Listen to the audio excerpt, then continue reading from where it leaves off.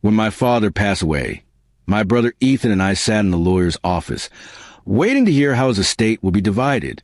Ethan, always a golden child, had already assumed he'd get the company, our father's successful construction business, while I'd end up with scraps.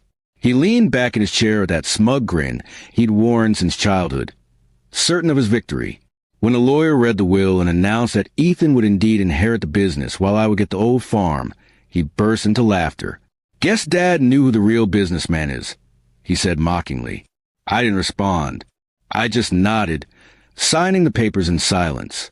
The old farm he laughed about was a rundown property our grandfather had owned decades ago, 30 miles from town. It had been abandoned for years, overgrown with weeds and collapsing fences. To Ethan, it was worthless. To me, it was a piece of family history I barely remember from my childhood. Just faint images of playing near a red barn with my father before the city swallowed our lives. When I visited the farm for the first time in years, the place looked like a ghost town. The house leaned slightly to one side, the windows were cracked, and the fields were empty. For a moment, I almost regretted even showing up, but something inside me told me to stay. I decided to fix what I could, started with cleaning the house and clearing the yard. It took me weeks, but slowly the farm started to look alive again. One afternoon, while cleaning the attic, I found a sealed wooden box hidden under floorboards. It was heavy, with my father's initials carved into the lid. Inside, there were old documents, photographs, and a folded letter addressed to me. My hands trembled as I opened it. The letter explained that the farm had a deeper purpose. My father wrote that he didn't want Ethan to get it because he feared greed would destroy him. The farm, he said, held the real legacy of our family. At first, I thought he was being poetic. But as I read further, he mentioned that beneath the barn was an old storage cellar my grandfather built during hard times.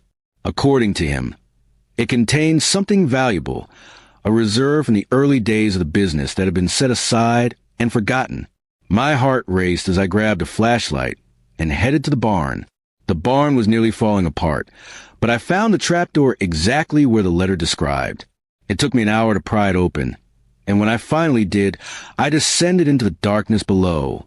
My flashlight beam revealed dusty shelves filled with boxes, ledgers, and jars of coins. But what caught my eye were the neatly stacked wooden chests in the corner.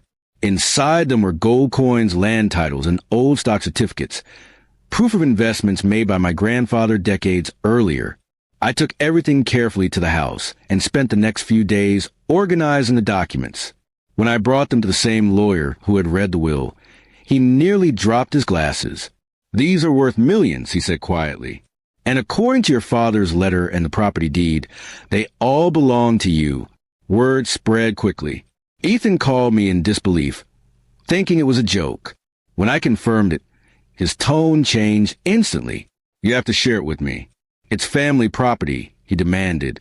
But I reminded him that he'd laughed when the will was read and said the farm was worthless. "You got what you wanted, Ethan, the business," I said calmly, "and I got the farm." Dad made sure of that.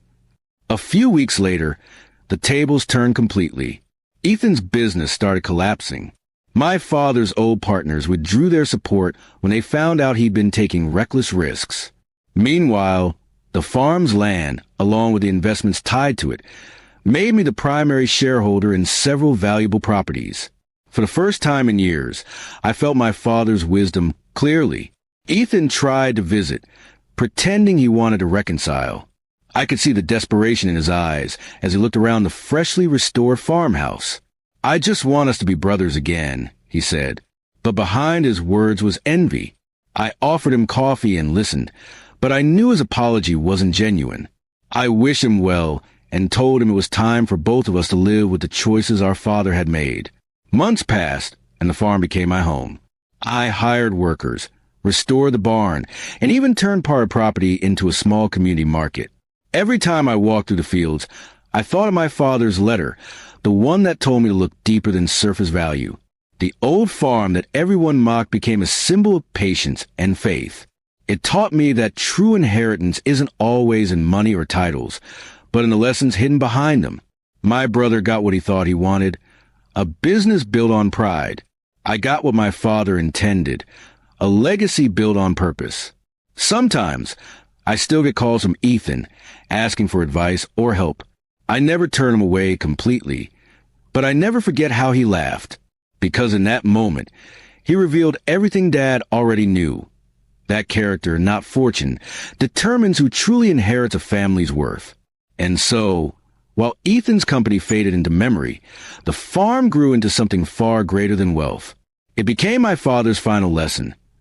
A reminder that real value is never in what the world sees first, but in what time reveals later.